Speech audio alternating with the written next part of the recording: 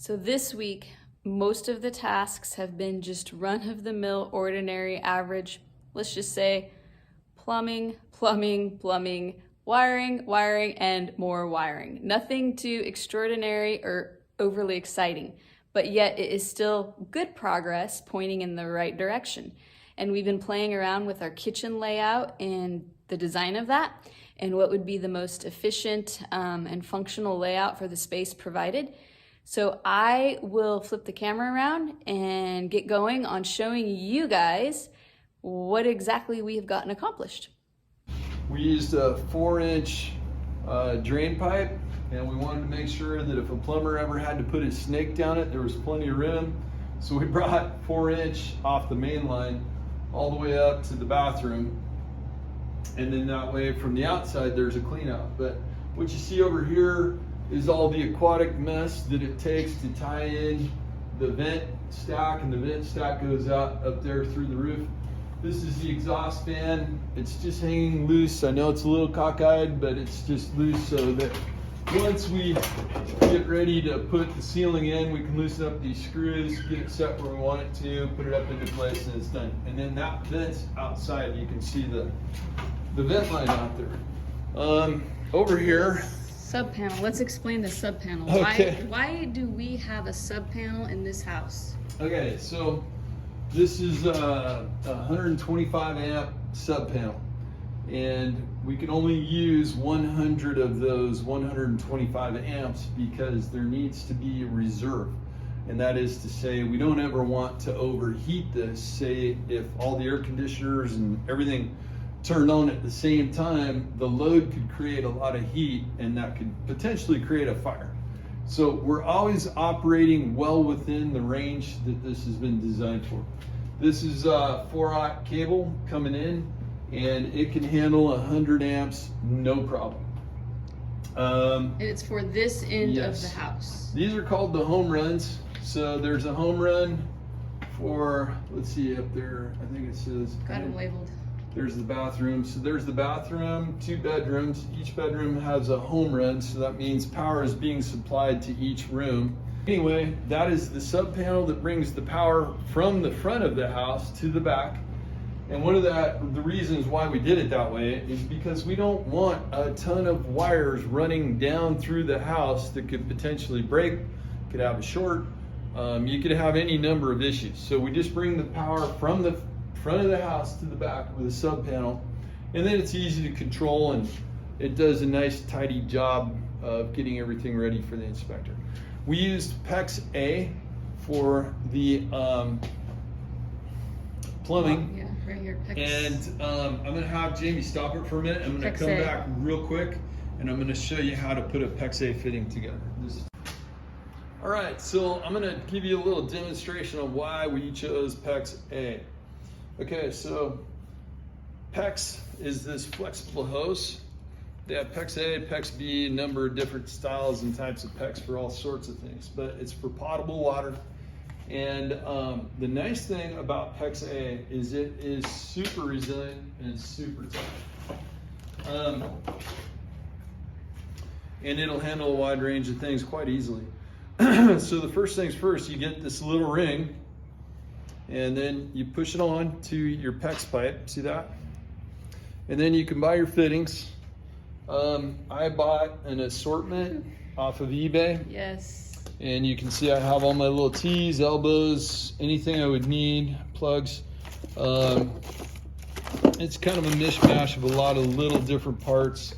Keepers, I've got 3/4 inch on this side of the table, 1/2 inch over there on that side of the table. And then you buy this really cool tool. So this one's a Milwaukee. Love their tools, great stuff.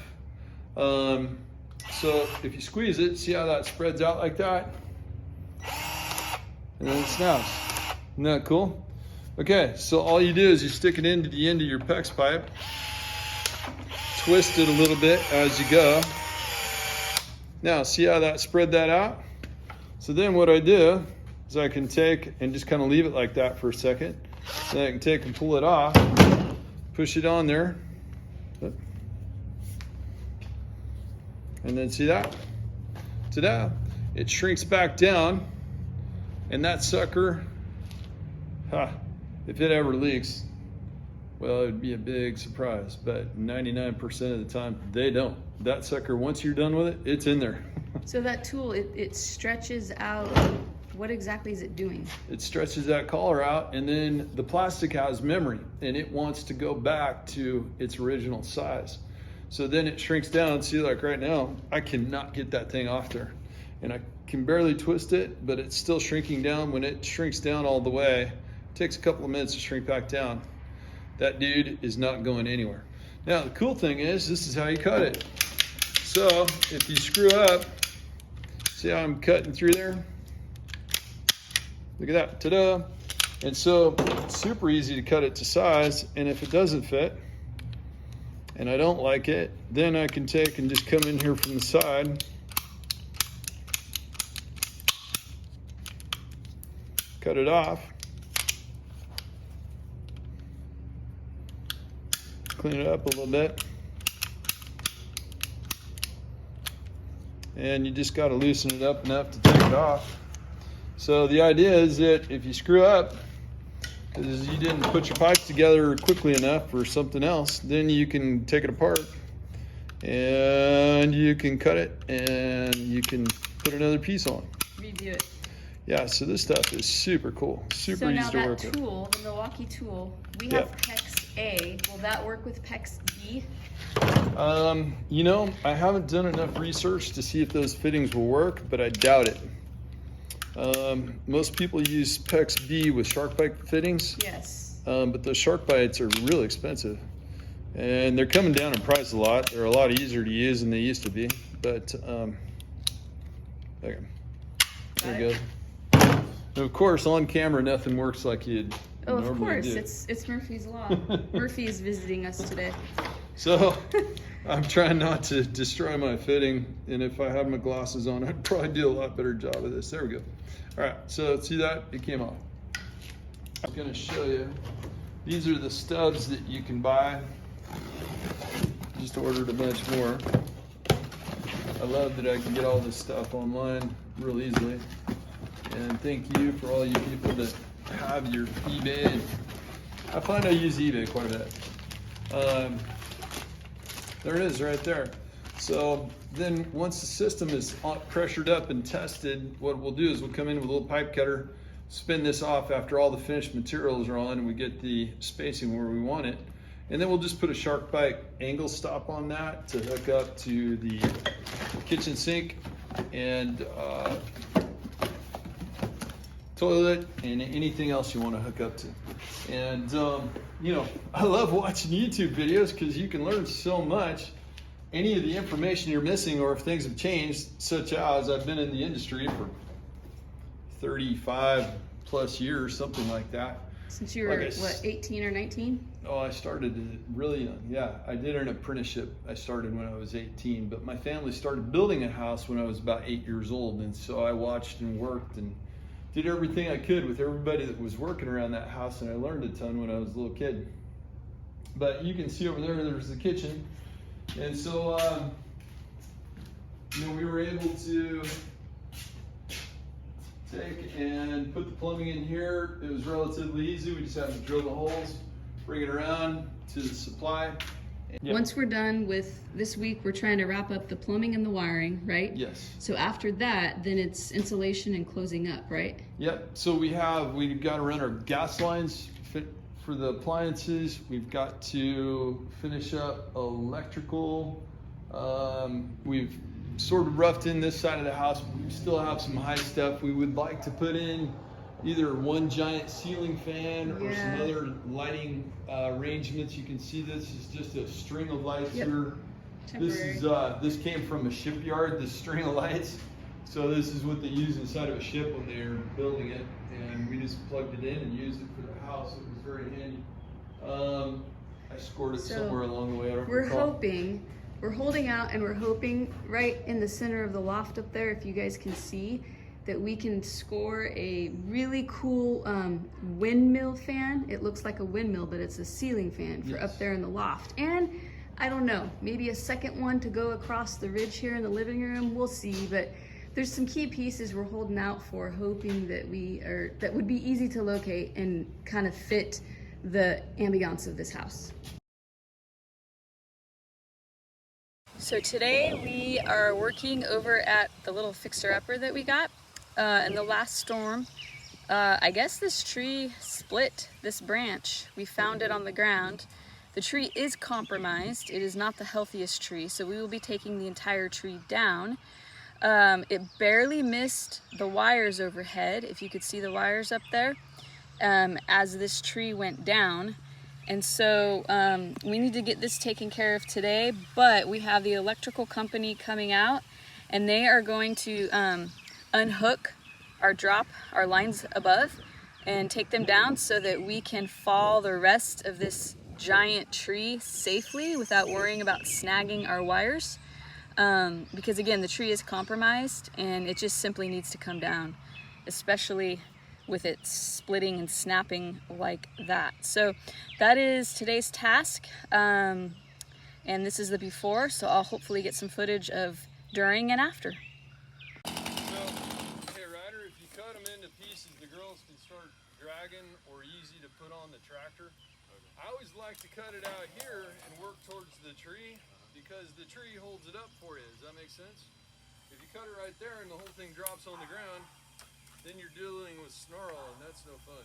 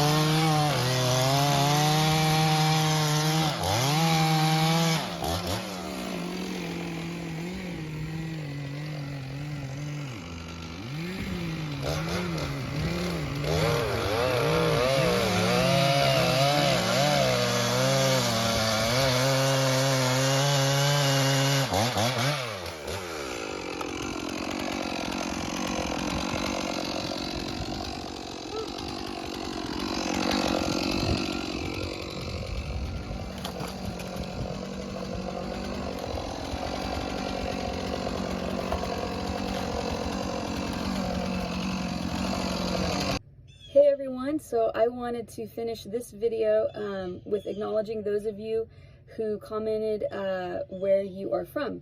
A couple videos back when we did the one on our fixer-upper, we had mentioned that we were curious about how broad of a range or reach our videos were reaching and where people were, our viewers.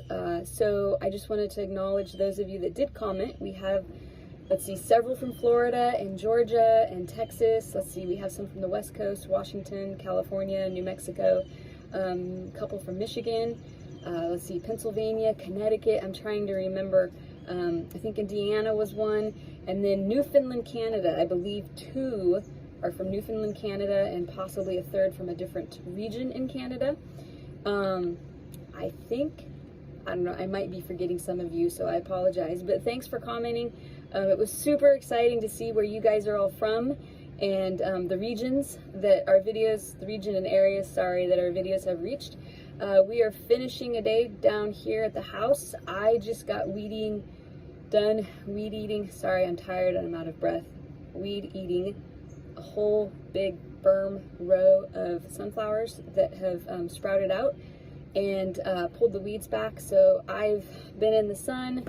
I'm tired, I'm out of breath, but I thought I'd sit down here in our side-by-side as the guys are collecting tools and wrapping up inside the house for the day. So thanks again, those of you that have checked out our channel, those of you that have subscribed, and those of you that have commented where you guys are from. So thank you, and I hope you guys have a blessed day.